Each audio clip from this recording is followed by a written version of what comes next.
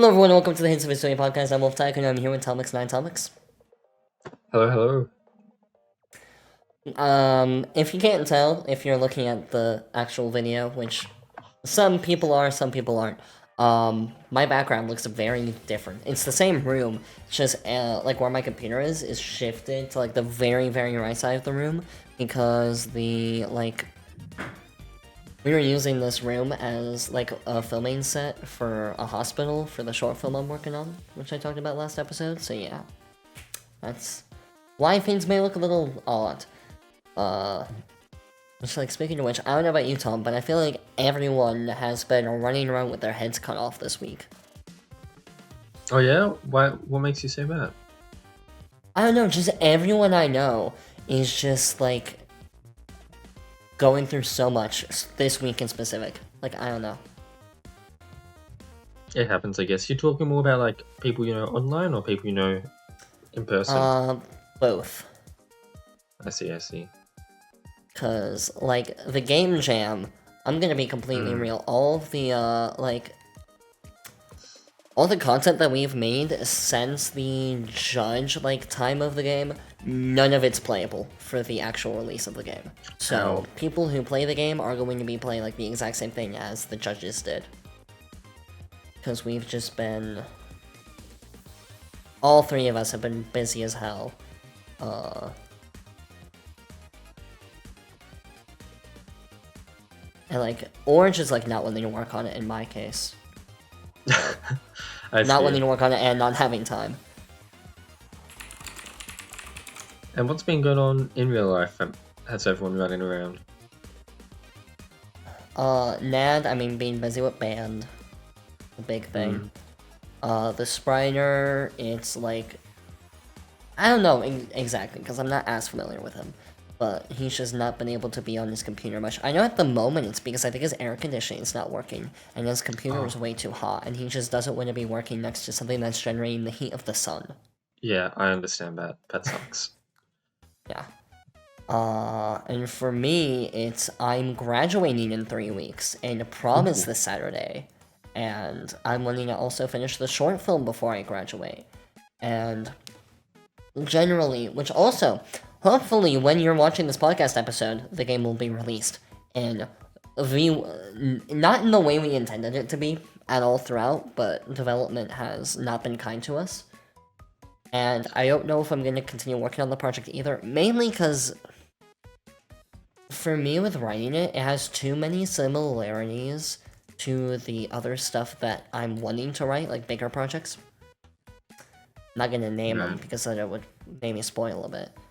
When you play the jam game. But, like, it just wouldn't be interesting. It wouldn't be interesting to me anymore working on the other projects, because it would feel like I'm just working on the jam game again. And I also fear that, like, it could make the future games that I'm really excited for, that I think will be better just because they're longer and I'm more passionate about them than a jam game. Surprise, surprise. Like, people, if they played that, but played the jam game before it, it could feel repetitive, especially if it's written by the same person. Right. And could hinder the experience of that bigger thing that I'm actually more excited for. Which already, even, like, I've written a little bit over half of it. Like, a good bit over half of it, actually. I'd say closer to, like, 60-65% of it. So, there still is that problem with that, unfortunately. But I'm just gonna have to live with that one.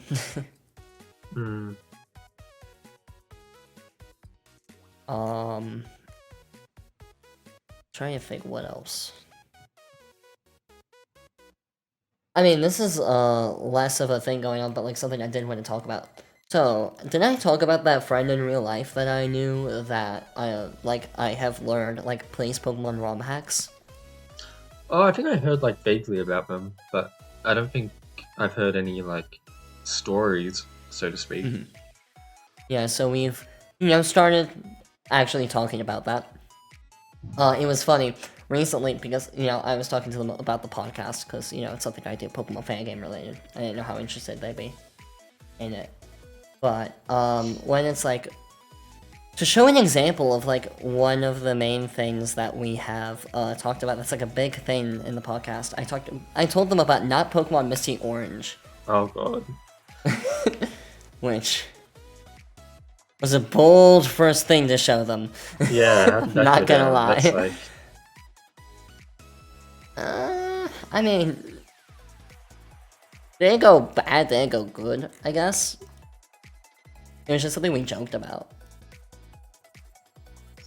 Yeah, I feel like admitting to someone that not even that you play, but that you know about that kind of game is a bit of a gamble. Guess what kind of ROM hack player he is. Is he like one of the difficulty ROM hack players, like Radical Red and whatever? Yes. Oh, I they know. seem to be the most popular ROM hack. I know. It's like he's literally been playing like Radical Red at the moment, and I'm like, why? And he was like, you're being too critical. And it's like, why are you making Pokemon games if it seems like you don't actually like Pokemon and you don't care about like the battles? I don't know.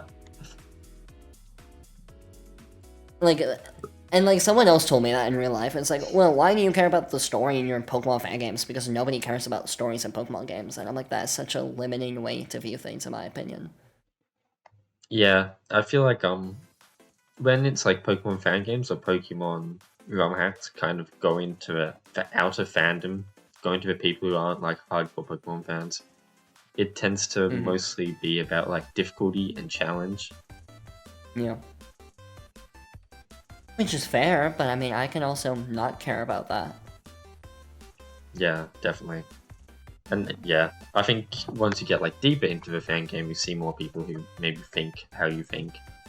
But the outer ring of the circle is much larger in population. Oh, definitely. But like, my main point with like the story thing is like, I think it's still important to care about story in fan games, because even though that's not like the main focus in the main games, like fan games can almost act as a taking what works about the original and trying to enhance some of its like weaker points. Exactly, and that's what's beautiful about fan games. You get to essentially focus on what you want to focus. And you know, your friend is right, most Pokemon games don't have the most stellar story. But because if it's your game, you can make a Pokemon game with a nice story. Exactly. And like the main thing that I like about Pokemon isn't the gameplay. I don't think most people in the EV Expo community love the turn-based combat. I think a lot of people are fine with it, but they're not like, it's my favorite. I think a lot of like why Pokemon has fans is because of the gameplay, but not specifically because of the turn-based combat, but because of the going around, catching stuff, building the team. And that's the thing with me with Pokemon, is what I like about it, like, I like the world. Similar to like how people like the world of Star Wars.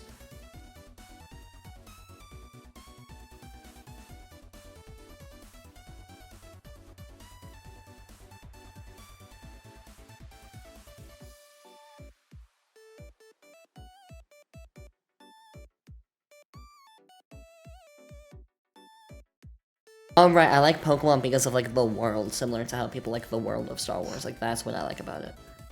Yeah, that's definitely like a big thing for Pokemon. And that's why I'm like, it'd be cool if we had like cool stories in this world. Yeah. And that's why when I pitched my like another game in Kalos, like taking what I liked about Kalos being the region and the world of Kalos, and like trying to make cool stories with cool characters in Kalos to, you know, get rid of some of the not great things about the Kalos games. And, you know, strengthen those strengths. Definitely. And yeah, I think Kalos is a good example of that kind of thing. Which And, like, hopefully we will see in ZA, hopefully. And like an example of like fan-made content that I think takes upon what worked about the original and like trying to improve upon its weaknesses is Project Eden's Garden, which I've talked about a couple times on the podcast. Let me pull it up again. It was like the Danganronpa fan game. But like, oh right, yep. it got rid of some of the weird parts of Danganronpa, at least so far, strengthened its protagonist, which was always Danganronpa's weak point, and just like heightened what worked about Danganronpa.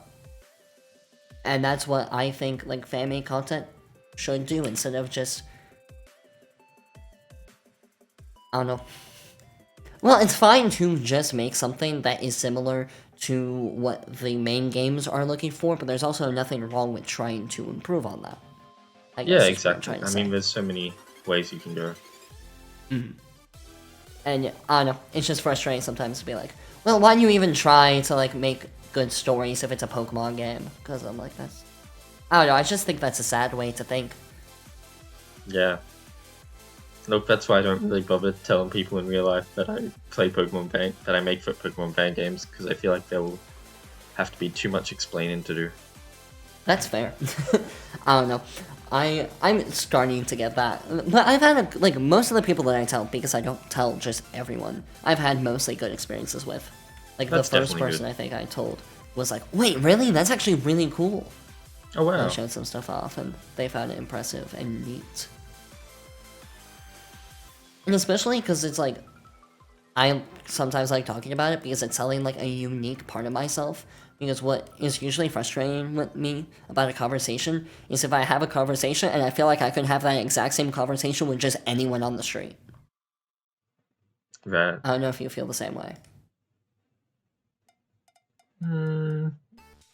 It's hard to comment, I guess, but Fair. I don't know, that's how I feel at least. Because I'm just like, well, why am I talking to you? Why am I not just talking to a random person on the street? Like, what's... Because you're not really, I guess... this sounds weird, but I don't know how else to phrase it. Like, you're not really adding anything unique to the conversation to make it, like, interesting to talk to. It I sounds guess, more like there's you're a just, lot like... to conversations. There's a lot of reasons to have conversations. There's a lot of ways to have conversations. Like, maybe you're not getting much from them, but in some way you're still giving a lot to them in that conversation. And in that sense, Maybe. you're still building a bond with them. But, like, the main reason why it bothers me is most of the time it feels like people are just talking about, like, general talking points that they have heard online and are just, like, spewing back without, like, having critical thinking of their own that lend themselves to that thinking. Right. And that's what bothers me more, because it feels less like I'm talking to a person and more just the collective get that a thoughts bit. that the internet, like, decide, or just the general populace have decided is the right opinion. I understand a bit more what you're saying now, and yeah. Especially, I guess, I think you see that a lot more online than you would in person. Yeah. But even in People person, just- you'll see that. A little bit, yeah. Mainly with, like, one person in particular. And I literally sometimes get so frustrated. I'm like, dude, can you have some more original takes? Thank you very much. I don't know. I usually don't say it that harshly, but I'm just like, ugh.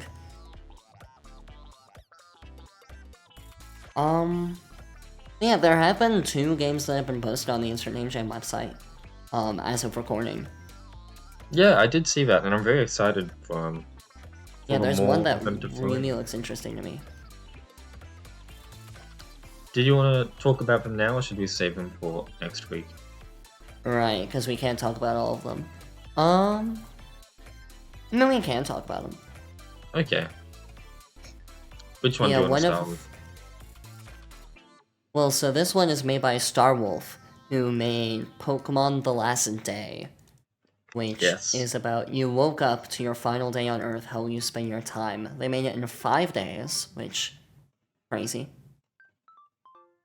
So probably a pretty small game, but we'll probably have Oh, yeah. some nice details to add to it. Yeah, I'm really looking forward to that, just like the concept of waking up on the final day of Earth. I don't know. I'm interested to see what they do with it. Yeah, Star Wolf always makes like very interesting story games. My memory is absolutely shit right now, but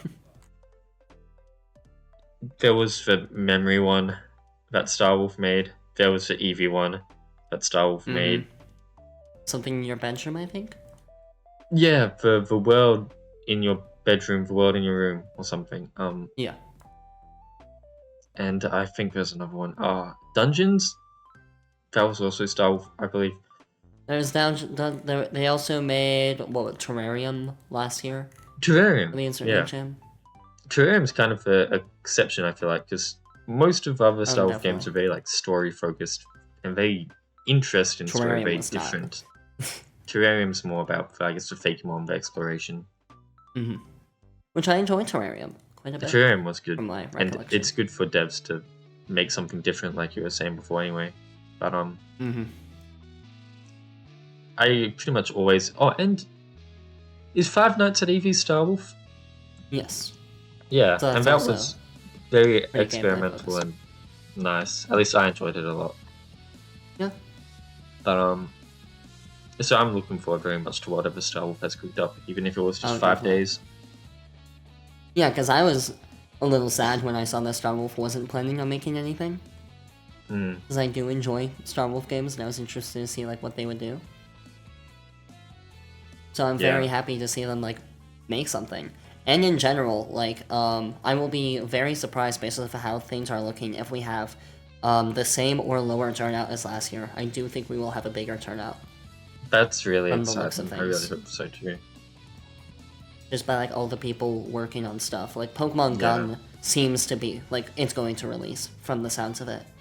I still don't understand Pokemon Gun. I'm really interested. I in don't whatever either. the hell it's gonna be. Is it just going to be a Rickroll? Maybe. We have Pokemon Recollections by Zephyr. We got the... I don't think the name is public, so I'm not gonna say it. The Alterax game with King Waluigi making the music.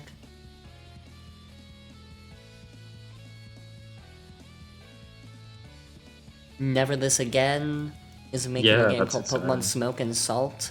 So that's already 4, I think, or 5. Well then, and then you have the game that you're making, and is making a game, even though it's not going to be finished. Pokemon Supernova, so that's 6. We have L's game, that's 7. Oh, Reek's game, that's 8. There were some other from the judge deadlines, but I'm not gonna count on those because they are usually... There was one that, like, went off last year, so even though there's a judge, like, submission, that doesn't always mean they're gonna be finished. Pyrogale ZX, that's 9.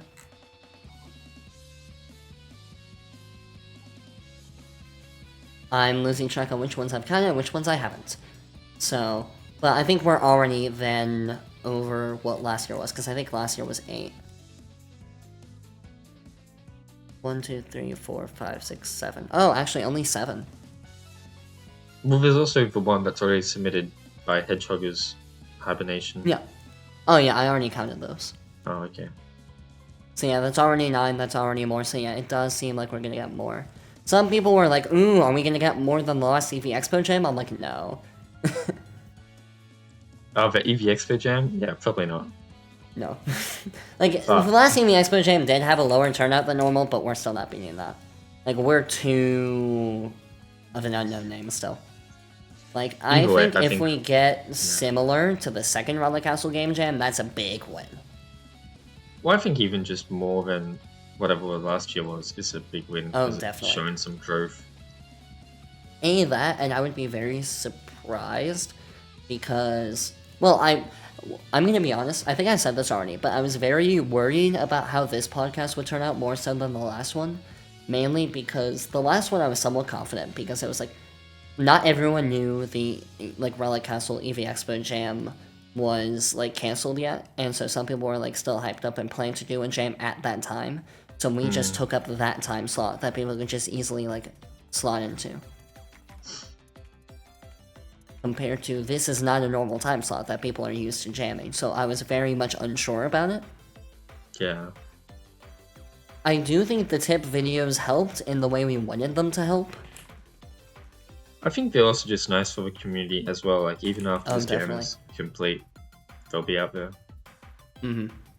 Yeah, the tip videos were a really good idea. We wanted to do them last year for the same purpose of having us still releasing something up to the jam so people wouldn't forget about our name, and to like also be a nice resource to be like, hey, before you make anything, these are some general tips we would give in these specific areas.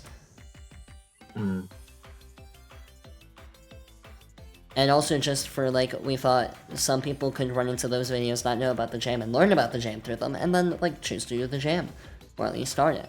And so that's why last year we thought it was a good idea. This year when I came back on the team, I like was scrolling through the messages and saw my message about that. I'm like, oh, that's a really good idea. We should do that actually.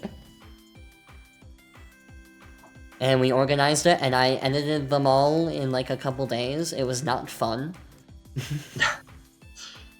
As you could probably imagine.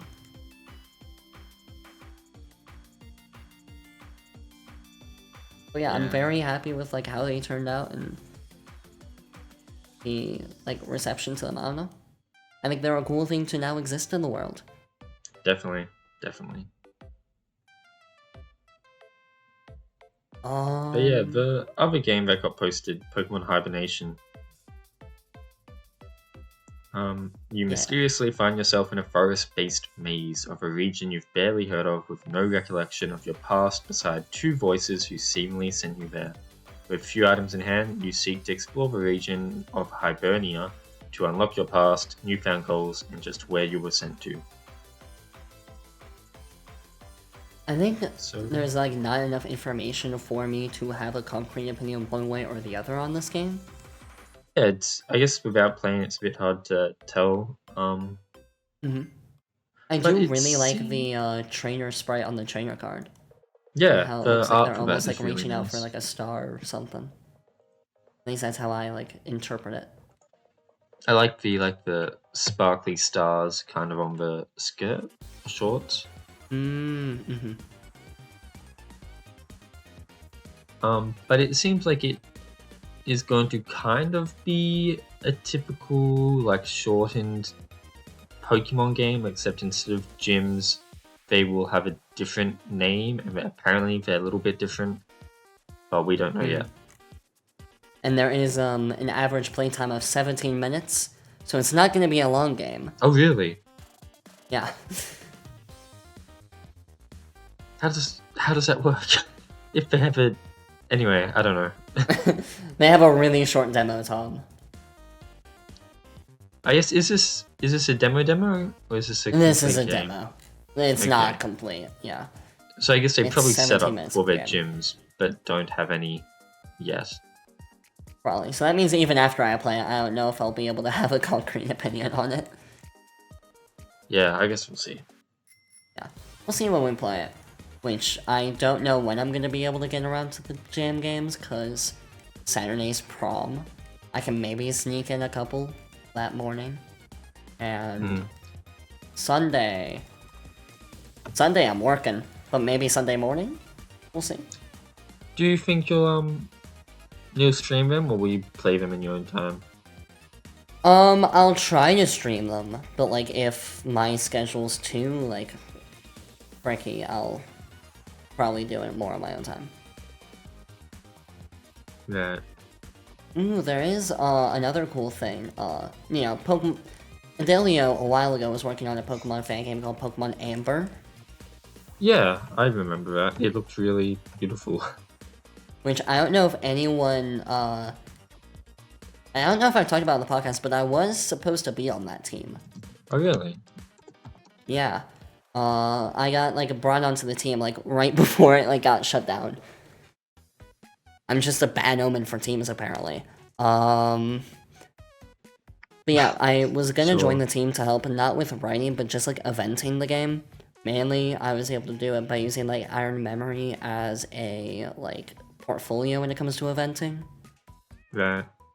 Mainly because I was able to be like, I made this system using eventing, so I know, like, a little bit more advanced stuff about eventing than just the show message command. But Pokemon Amber recently released, because they, you know, shut down, after a while, they released, like, the resources they made for it public, which I think is really, like, actually, like, really cool one. Yeah, definitely. Like, I am really glad they did it, because A, it means that, like, the progress they made is not in vain. Because now, like, other people can use it to make, like, really cool stuff, hopefully. Mm.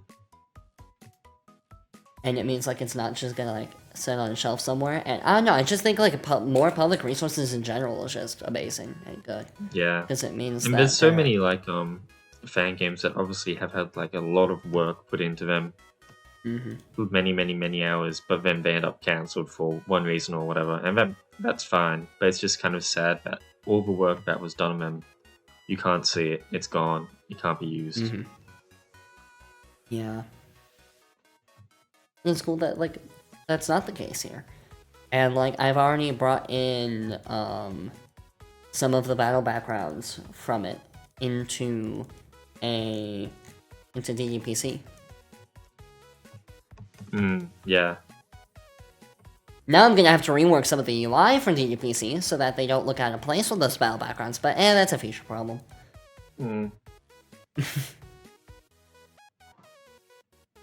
Well, just because, like, the battle UI was made with, like, a very different color palette in mind, so that, like, the UI of, like, the battle icons is, like, very clashy against the, like, backgrounds.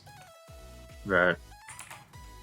Like, I can show you what I mean. I can't show the podcast, that's why I'm trying to explain it, but, like... But I guess just the colors clash in a good way. When you say in a good way? Let's Because I feel see.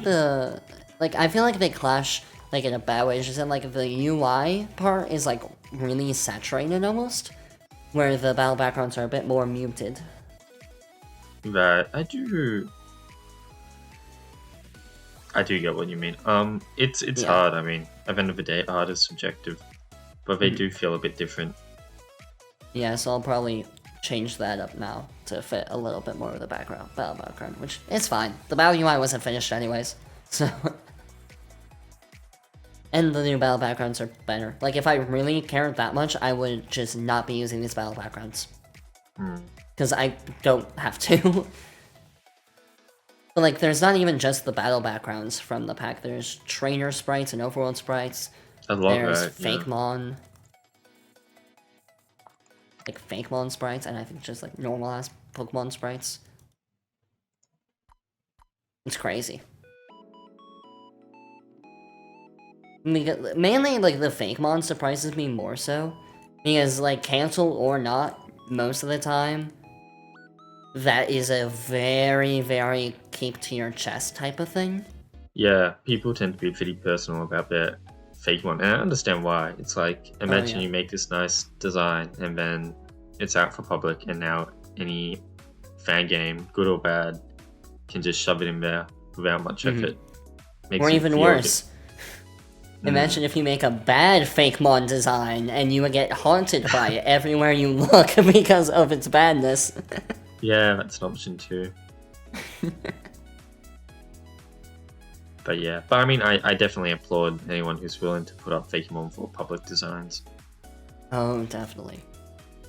And honestly, I hope these sprites do get used by someone at some point in time for some project, because they do. They look really good. Yeah. Cough cough, maybe that's inspiration for a Summer Jam game? No. Tom, if I ever talk about maybe doing a Summer Jam game, I want you to shoot me. You already know how I feel about overworking and spreading yourself too thin. I feel like I already am in a position where I wanted to shoot you for what you set yourself up for. What, this jam? Well, the jam, the work, and the school. Oh. The I mean, I can't do personal anything about projects. school. Well, you still I have school. have to do school, yeah. Yeah, well, that's what I mean. You have to do school, so you shouldn't have 5 personal projects. And work. Yeah. Well... only one of the personal projects I regret. The short film, I mean, it's been a little crazy, but we also only film when all of us can. Not like I'm shoving it in anywhere. And also, because of that, we only film like once a week. Which makes it a lot more manageable. It's like as much work and stress as the podcast, basically. If not even less. Except for right now when I'm like, oh shit, we have so much more to film and we have 3 weeks. Good luck. Thank you. Yeah, you weren't here last podcast episode. No, I missed the Thundergo episode, and because of I have just been like on planes and trains, I haven't actually watched it. Damn. But like that's definitely an episode I'm gonna watch because Thundergo, very interesting. Why do you say Thundergo? Oh, what is it? Thundaga? What's the actual Thundaga? There you go. Yeah, that. Where did you hear Thundergo? I didn't hear it. That's why I say it. I said it in my mind. Fair enough.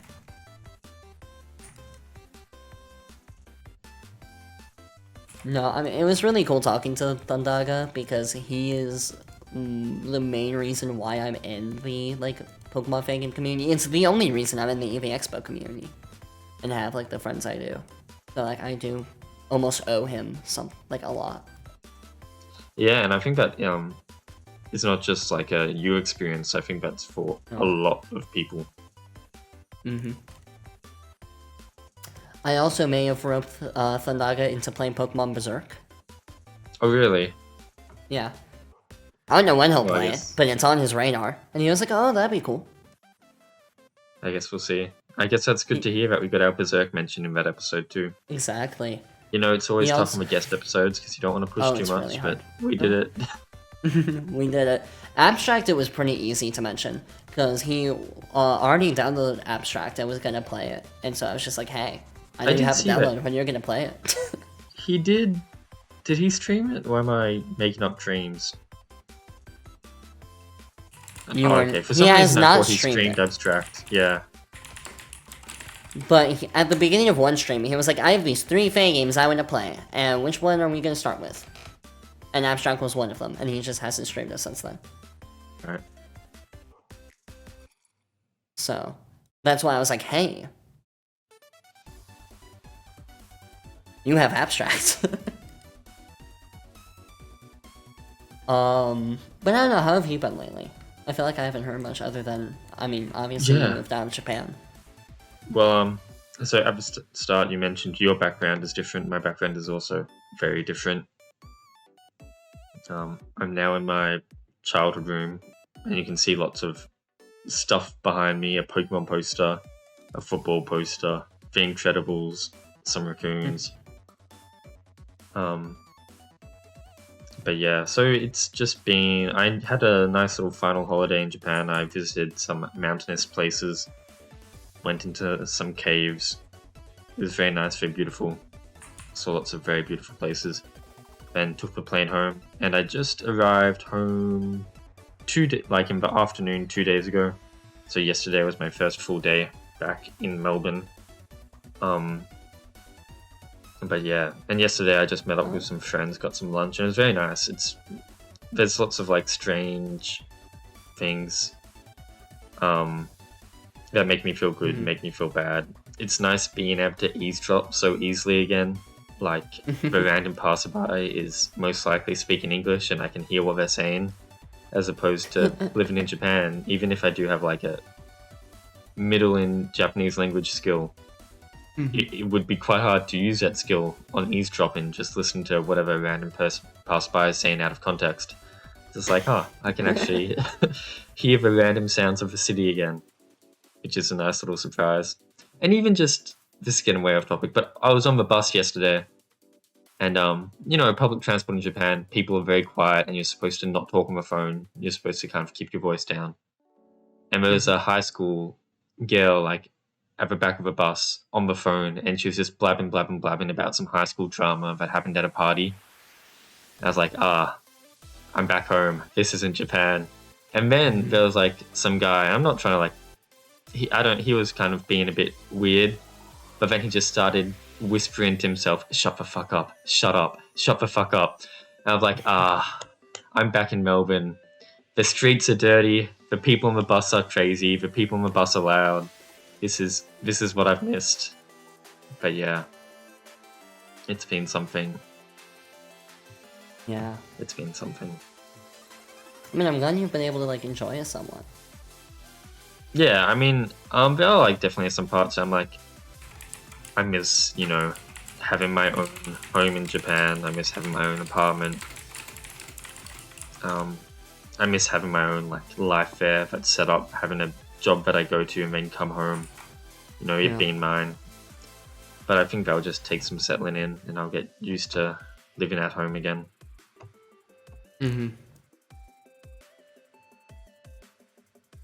Yeah, any like harsh change like that is like pretty hard to like deal with, especially at first, I feel. Yeah. But you get used to it. That's why like I'm a little worried about like college, especially like this my first time like living by myself. Like without parental supervision. I And think, I'm a little yeah, worried like I'm you gonna say, fuck it any up, harsh change, but any harsh change will be rough. I remember, like, I did a working holiday in Japan, like, 2 years ago or something, at a ski resort. And I was excited, but, like, as soon as I arrived there, I was like, oh, I'm sharing a room with 4 other men in bunk beds. I'm at a ski resort and I've never skied before. And even if I do want to ski, I'm like quite nervous. Everyone else is like talking about how they're all expert skiers. I've never done it before. I'm Really going to put be yourself waking in up the at deep 6 end, huh? a.m. for work. Yeah.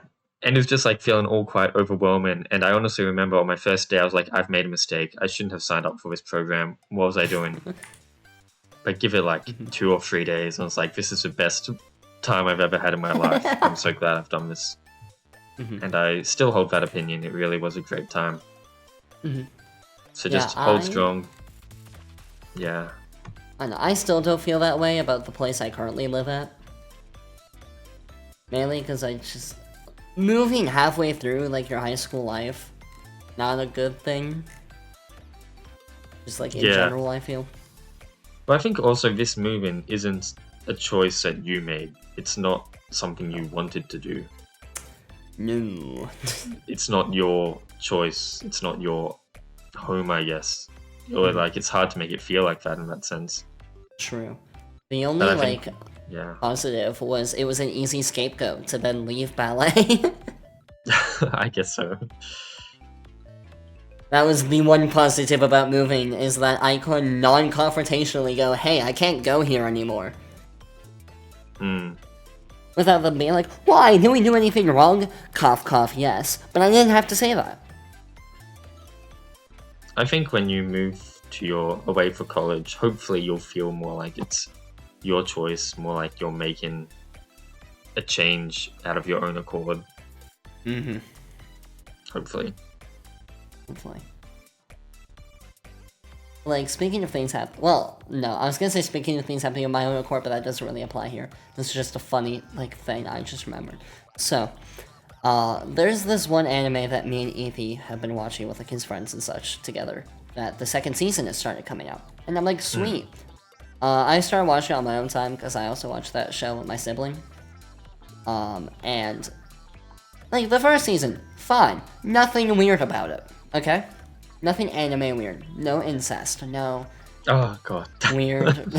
no weird camera shots.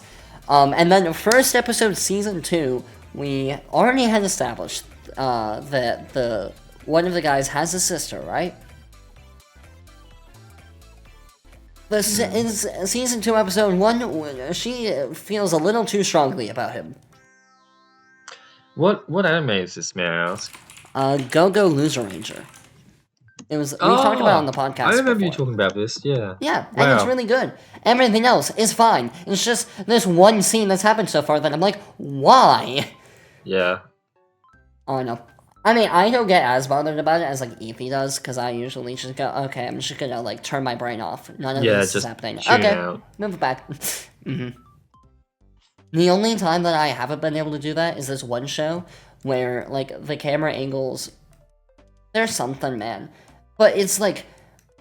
There's no excuse. Like, the main character isn't a pervert. There's nothing weird that happens. It's a pretty, like, grounded action show with just, like... shots on people's asses, and I'm like, why? Why? Like, that's the only time I haven't been able to deal with it, because it just feels, like, out of place. Yeah. Like, I can't tune it out, because I'm like, okay, something interesting is going on. Why am I looking at this person's butt? Like, it's not right up at their butt, but it's like... I guess just like normal. Every shot is meant to be somewhat provocative. Yeah, like, let me see if... Yeah, I mean, it's just... It's weird. Because, like, if it was designed to be like that, and that was, like, the premise of the show, that'd be one thing, but it just feels out of place. Like, it's going, like, the opposite round of not Pokemon Misty Orange. Not Pokemon Misty Orange, it all feels fairly in place. Yeah. It's, like, in the world of, like... It all makes sense. It all's cohesive. That show did not feel cohesive. Oh, yeah. But, like, another show I've been watching, which has surprised me. I'm still not saying it's the best show ever, but I went into watching it thinking it was going to be a dumpster fire. It's, what is it? You're gonna groan so hard when I say the name. The Shunji Family Children.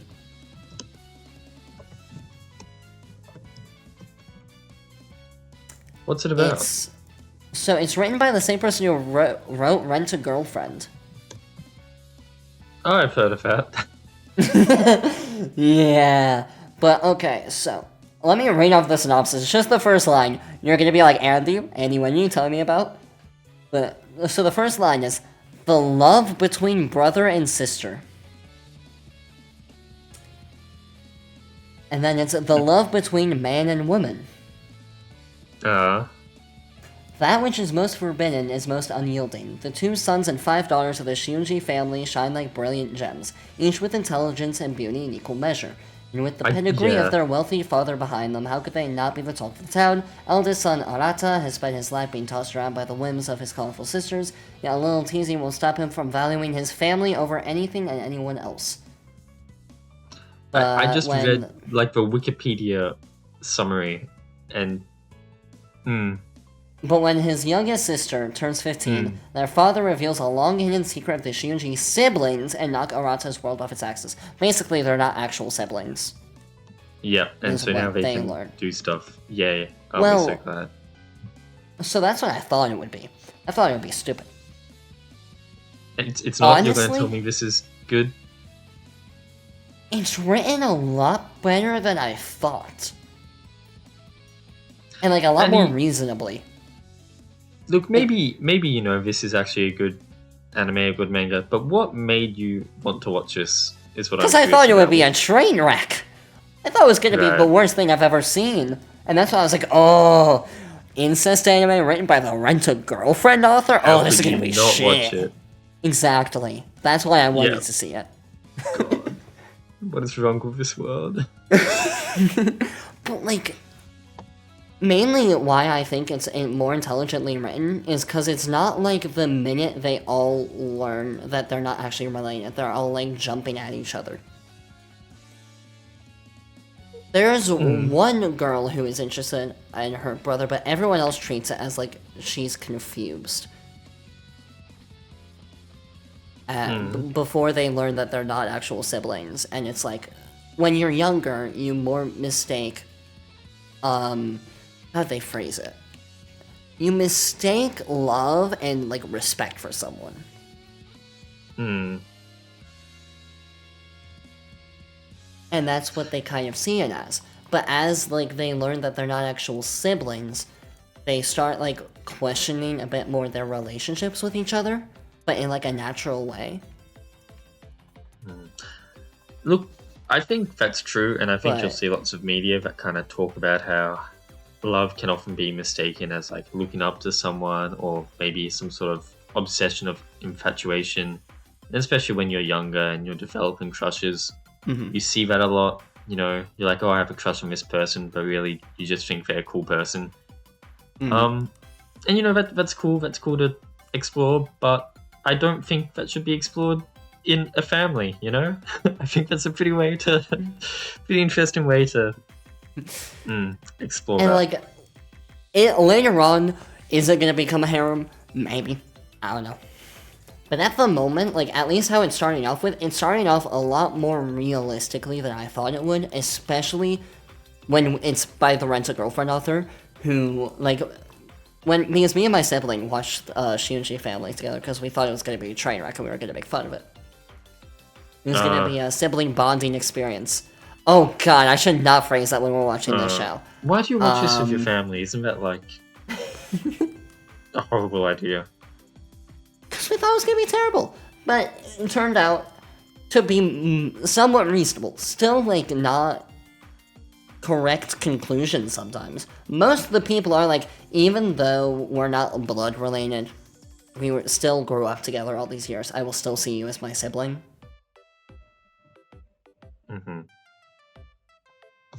I don't know if it's gonna stick, but I at least applaud them for being realistic so far. That's better than most shows. Yeah, I mean, honestly, after this podcast is done, I'm probably gonna Google, what exactly has happened, because obviously the anime would be quite behind the manga. So I'm what's happening right now? Have they all just built a harem, or what is Andy gonna end up watching? Oh, well, also what surprised me is, I mean, you've probably heard, the Rent-A-Girlfriend protagonist is the most degenerate loser you can think of. Yeah, that was like a big He is thing. I remember hearing about terrible. This protagonist, he's an actually, like, cool, chill dude. Great. He's also, like, a good older brother. And it's just, like, after watching Shunji Family, I was like, okay, to my sibling, I'm like, just for context, I now need to show you Rent-A-Girlfriend, just so you understand why I'm flabbergasted that this isn't, like, Madam Web levels of bad. If anything, I think Rent-A-Girlfriend's worse than Madam Web. Like, writing-wise. Like, I full-heartedly believe that, especially, like, rewatching it again. Boy! Why did you rewatch it? Oh, I guess to show Well, because I needed to show, yeah. And, I think we're gonna have to at least finish watching the first season, because we are making the fun of it so hard. It's so bad. Literally, there's so many, like, crazy coincidence type things. Like, how I view Rent-A-Girlfriend now, after watching it again, you can tell it was their first manga. And it just, like, it was them trying to understand how it works and how to write well, and it became too popular for what it was. Well, yeah, I mean, I'm sure there's people who read Rent-A-Girlfriend and genuinely enjoy it. I find that hard to believe. Oh, well, I mean, it's still there's selling. people who... So I guess people have to be buying it. But yeah, anyways, that's the anime talk, because, I don't know. I'm not gonna talk about it too much, because this isn't an anime podcast, sadly. Sadly. So I feel like we talk about it every episode at this point, so we might as well be a good co-anime and Pokemon fan game podcast. And Kane's just sitting here going, I didn't sign up for that. Poor Cade. It's fine. He's not here most of the time we talk about anime. I think this is the first time we talked about anime without Efi here. Yeah. Probably. Yeah. Other than that...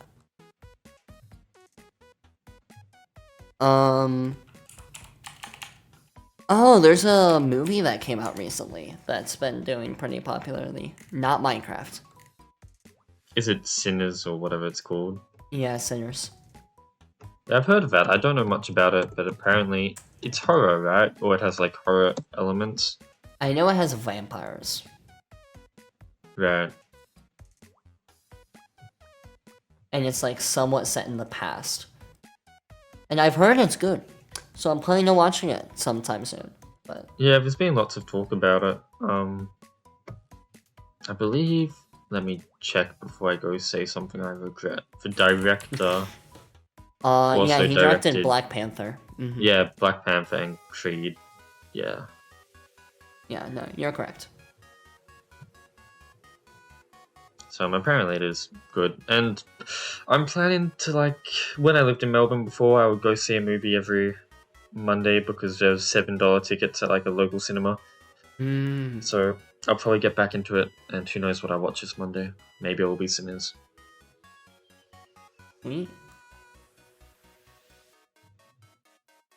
Yeah, I'll be watching it with my father, so whenever we have like time together to watch it, we're gonna do it. Sounds good, yeah. There's another movie that's coming out next Friday that I'm looking forward to coming out. What is it? Thunderbolts. Ah, that is like, it's still It's the like- MCU, but it's supposed to be a bit different, right? Are you thinking of Fantastic Four? No. Like, Because Fantastic Four is in a tone. different world. Oh, different tone? Yeah. It's also, like, it feels like an actual movie. Right, yeah. Like, with, like, it's actually, like, talking about stuff and, like, has meanings and themes and characters that develop, and I'm excited for that. Yeah, I've seen like a fair bit of advertising for it, trying to I guess because I think a lot of people really find Marvel movies boring nowadays or not interesting. Yeah. And I think it seems like it's trying to set itself up as a more meaty, actually interesting Marvel movie. Yeah. It, like, it feels almost like an A24 Marvel film. If that makes sense. I guess we can't know until it's out, but hopefully I guess it is like actually interesting and does something different from a typical Marvel movie, because I think that would be interesting. I mean, me and my sibling and my father are all looking forward to it, and like we all think it looks cool and good. And I think it's set to project low opening wise, which I'm not too surprised by. Mainly because like I was talking with, I'm not gonna name names because I don't want to like throw them under the rug, I guess. But like they were saying that like, oh, it looks like they're just making a movie for the sake of just giving all these characters like something to do, and I'm like, no. No, not Yeah, really. it seems. I think a lot of Marvel movies. It feels a lot more like purposeful that, than that, but but this one, hopefully, at least from how they've been selling it, is more meant to stand on its own two legs. I think a lot of Marvel movies you see, it's like, oh, it's Baba Gook, it's Felony, Falala. We needed a movie with this character, so bam. What's even better is that person was like, ooh, but Fantastic Four, that looks good. I'm like, I don't know. I haven't read Solo Fantastic Four yet. Yeah, I guess we'll see when it comes out. But like, I want to like Fantastic Four. I think the vibes are cool and like the aesthetic. But the trailers haven't made me excited yet. I don't know if you feel the same. If you've even seen the trailers.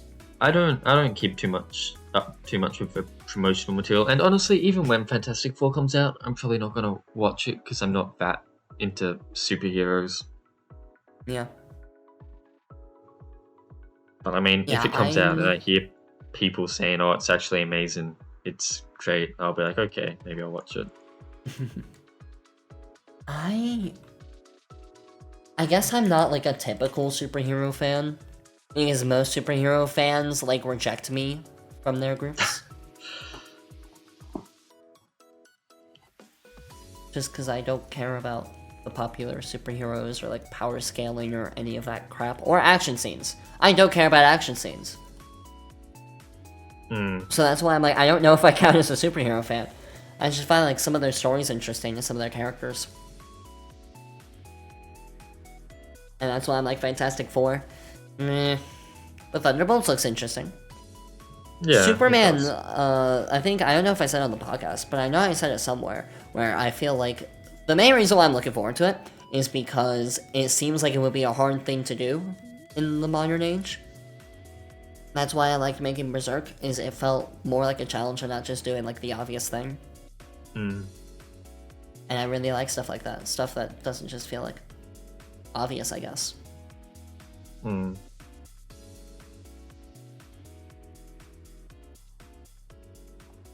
Yeah. I don't know, do you have anything to say about that?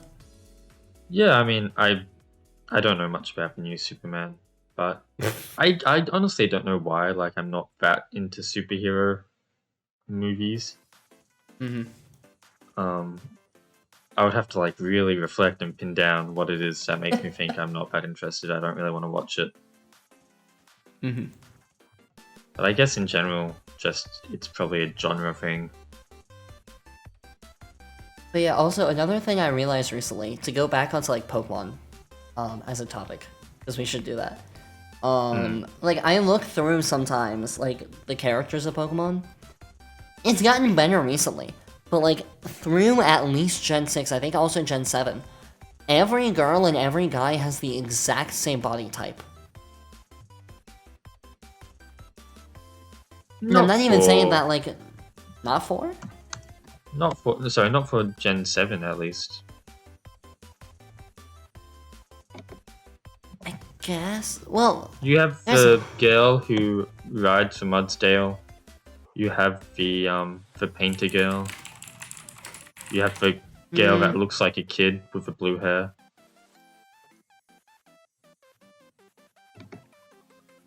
Yeah, there's also the even younger looking ground type girl. Yeah, I don't know, like... they still all feel generally similar body types except for those three. And yes, Hala's an exception, but there are a lot of other Pokemon trainers that are guys that have that body type, I feel. Like, I feel like that's the one other body type. Or even just talking about... Like Hala, are we like talking Bruno, about or girls or boys or both? both.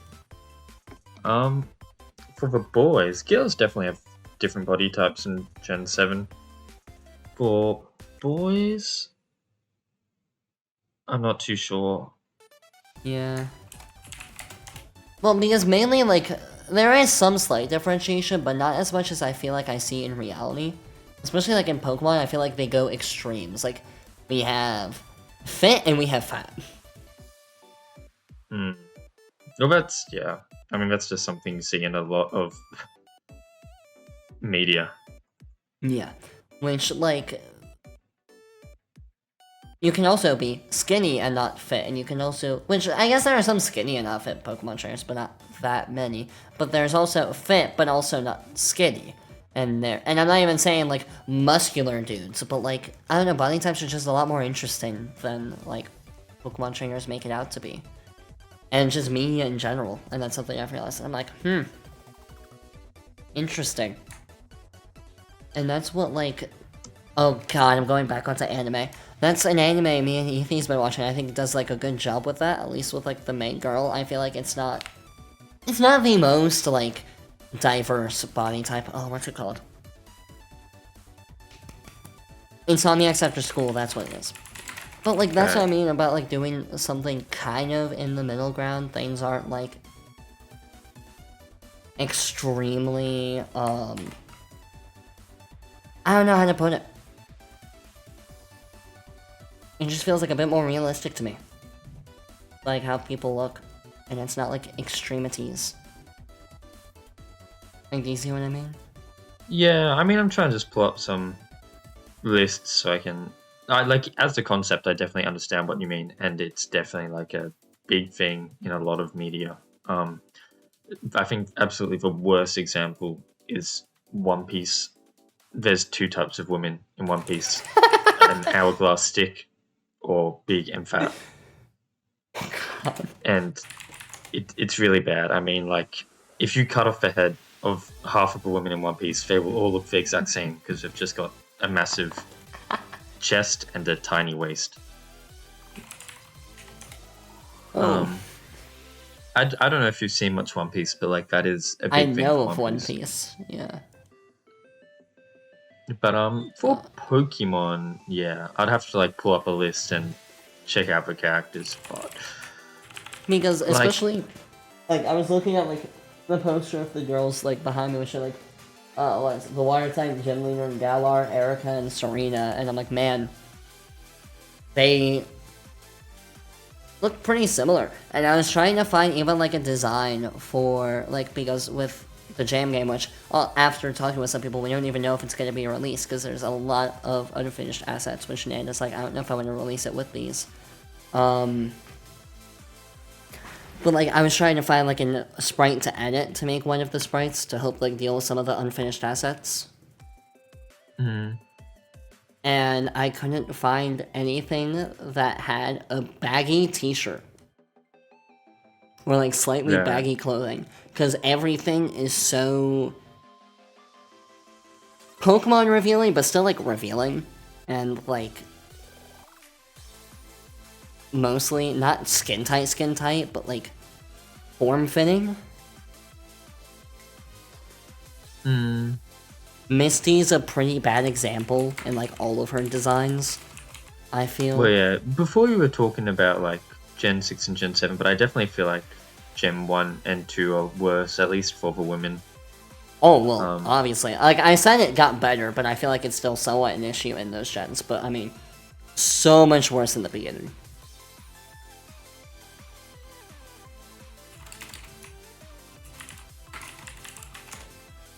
Oh, yeah, again, I'm not too sure, but I think Pokemon, relative to other pieces of media, aren't too bad about body types. Grusha's not terrible. What isn't terrible? Grusha. Right. Honestly, I think a lot of the newer generations are pretty safe. I mean, even like we're talking about X and Y. I think part of it is just because they need to make all the rivals look different. But if you're talking about the men rivals are very different. And you do have like skinny, like smart looking characters like Lysander and Sycamore. But then for the men, maybe the men do get Wilkstrom is like fairly typical. Wolfric isn't too over exaggerated. Specifically, I mean, like, there are people in between the fat and skinny spectrum which don't, like, just natural body types that I guess.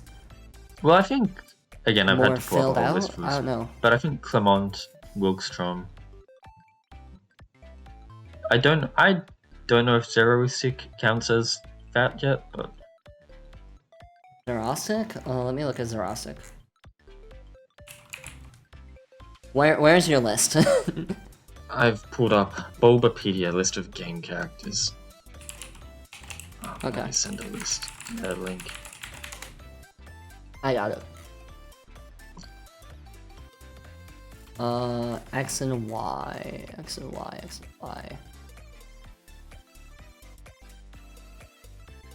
Like, Tierno, I feel like goes into the extremities of like being like far on the other end. But like Clement is like an example. It doesn't help that he doesn't have any character.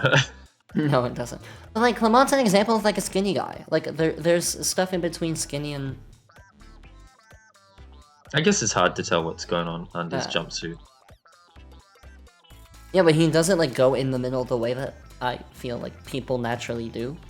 And that there is a little bit more diversity in body types than most of the time characters portray. I don't know. Just something I'm noticed about media in specific, especially like anime media. And I think a lot of why it started is because, well, first of all, if we look at the very beginning of media, they would only cast and like portray conventionally attractive people because it would be more pretty to look at. Why would you want to look at something that's not conventionally attractive? It's like the way they view things. At least the people making them. And they also, like, when it came to anime and stuff, like, exasperated of, like, I guess, body features to make it more, like, obvious, I guess, and simple. Just to, like, be able to draw. I don't know how to phrase I think it. also just, it's a similar reason, and they want to give characters that are pretty to look at. Also in, that. like, a typical attractive sense, not in, like, a cool design sense. Yeah, like a mixture of like both reasons, and I think because of that, like art and like media has evolved into something that like is very distinct from what reality actually is, and almost lives in its own rules and like reality. In like how people are. And like there are mannerisms that are like you only see in movies but like fit well there. And I don't know, it's just very interesting the like differentiation between the world of reality and the world of stories and how they have evolved to grow everly like distant from each other. Yeah, I mean, yeah. I may be touching There's just on a lot that in one of kind my of games. If you can't tell why I'm like thinking about it, is because, yeah. I think it doesn't take too much brain power to figure out what game I talk about that, but I mean, that's not really a spoiler. At least I don't think it is.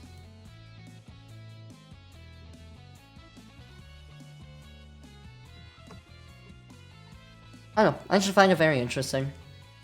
Yeah, and like you say, it's something that's present in nearly all media. I mean, even with like the evolution of like media almost creating its own reality, like the whole phrase "they're right behind me, aren't they?" or whatever. Yeah, Which has been memed to death of. And just like, I feel like, isn't there a phrase like movie logic? Maybe, but that's like a whole like I've heard something about like suspension of belief thing. Suspension of disbelief. Yeah. But that's kind of required for a lot of movies to tell the stories they want to tell, so that's not really a problem. Oh, this is funny. I didn't even know about this. People who worked in retail or as a waiter waitress just saying "cover me" to their coworker and leaving in the middle of a shift to go take care of a personal matter. You can't just tell a waitress to cover twice as many tables like that. It won't work, and you won't work either because you'll get fired. Yeah?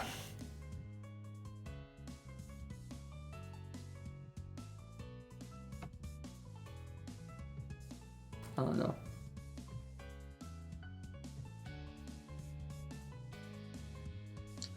Yeah, I guess maybe this is a good point to wrap up then, if we've got nothing else to talk about. I guess. But yeah, the intern name gem's now done. Hopefully... I'm very much looking forward to next week when we get to see all the entries. Oh yeah. Hopefully, mine gets released. Maybe. Hopefully. I don't know anymore. I'm not sure what I was currently saying, I'm gonna be honest. But yeah, I mean... I feel like there's been some interesting topics, and I guess I'd most likely be like curious to hear what people think about with like the whole reality versus like story type thing that I was talking about. And how stories have developed into the kind of different world they are. Like if anyone else has anything they want to add in that topic, I'd be very interested to hear them out. I hear them out. Hear what you have to say. Why am I saying hear them out like it's some kind of argument? I'd be willing to hear them out. Like, but yeah, hopefully next week is a little less chaotic for everyone, if you've also been having a chaotic week. Thank you for stopping by, Tom, and we'll see you all next time. Oh boy.